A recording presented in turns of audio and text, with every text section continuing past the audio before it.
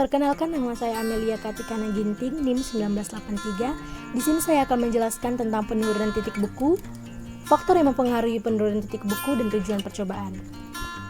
Penurunan titik beku dapat diartikan sebagai perbedaan titik beku yang diakibatkan karena adanya partikel-partikel zat terlarut, di mana delta TF sama dengan TF pelarut dikurang TF larutan. Delta TF sama dengan KF dikali M dikali I, di mana I sama dengan 1 tambah N kurang 1 dikali alfa. Faktor yang mempengaruhi penurunan titik beku, yang pertama konsentrasi larutan. Semakin besar konsentrasi sebuah zat terlarut dalam sebuah larutan, maka akan semakin rendah titik beku larutan tersebut. 2. Sifat elektrolit larutan. Pada sebuah larutan yang bersifat elektrolit, proses pembekuan akan lebih lama karena adanya ion-ion yang memiliki daya hantar listrik. Sehingga hal ini membuat larutan tersebut menjadi lebih sukar membeku, yang artinya titik beku larutan akan lebih rendah.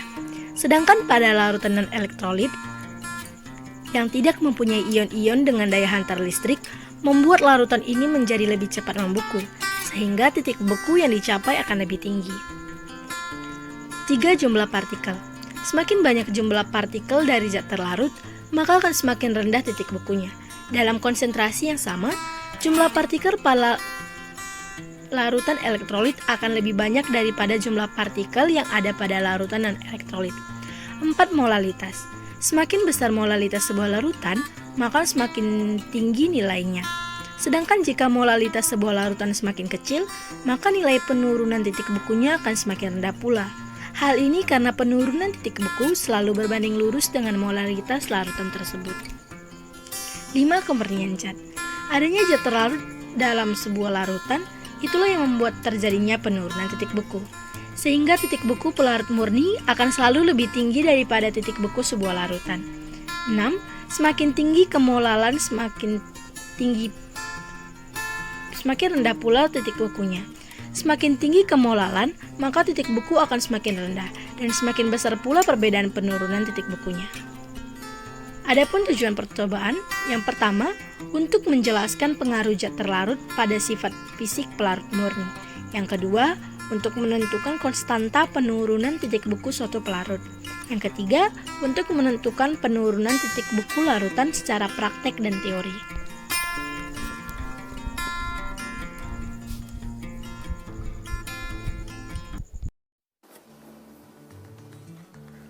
Perkenalkan, nama saya Calvin, NIM 1988. Di sini saya akan menjelaskan mengenai rangkaian peralatan pada percobaan penurunan titik beku.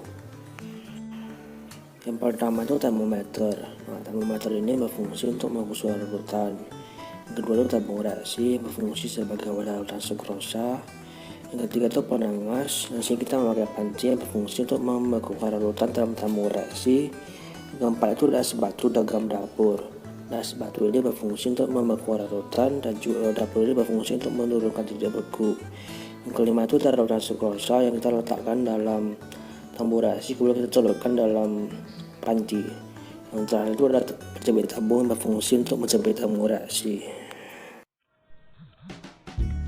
Perkenalkan, nama saya Osama Harahap, NIM 19040526. Saya akan menjelaskan prosedur percobaan penurunan titik beku. Yang pertama yaitu prosedur percobaan penentuan titik beku Aquades. Sebanyak 5 ml Aquades dimasukkan ke dalam tabung reaksi. Es batu tanpa garam secukupnya dimasukkan ke dalam pengenangan, dan tabung reaksi yang telah berisi 5 ml Aquades juga dimasukkan ke dalam penangas yang telah berisi es batu dan garam. Lalu, tunggulah hingga Aquades membeku.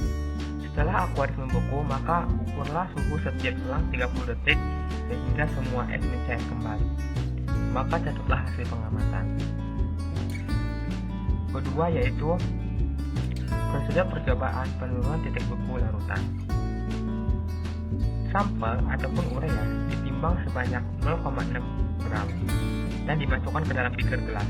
Ke dalam beaker gelas ditambahkan juga 10 ml Aquades, lalu diaduk hingga menjadi larutan urea. Larutan urea diambil sebanyak 5 ml dan dimasukkan ke dalam tabung reaksi. Es batu ditambah garam secukupnya dimasukkan ke dalam penangas Dan tabung reaksi yang berisi memiliki larutan urea juga dimasukkan ke dalam penanas yang telah berisi es batu dan garam. Maka dikeluarkan lalu diukur larutan hingga membeku dan diukur suhu setiap selang 30 detik dan dicatat hasil percobaan. Diulangilah percobaan tersebut dengan urea 0,6 gramnya diganti dengan fruktosa 0,3 gram, fruktosa 0,5 gram, dan fruktosa 0,7 gram. Sekian prosedur percobaan penurunan titik buku. Perkenalkan, nama saya Maulia Fazira dengan NIM 190405074 dari tim B10. Di sini, saya akan menyimpulkan hasil dari praktikum penurunan titik beku yang telah dilaksanakan.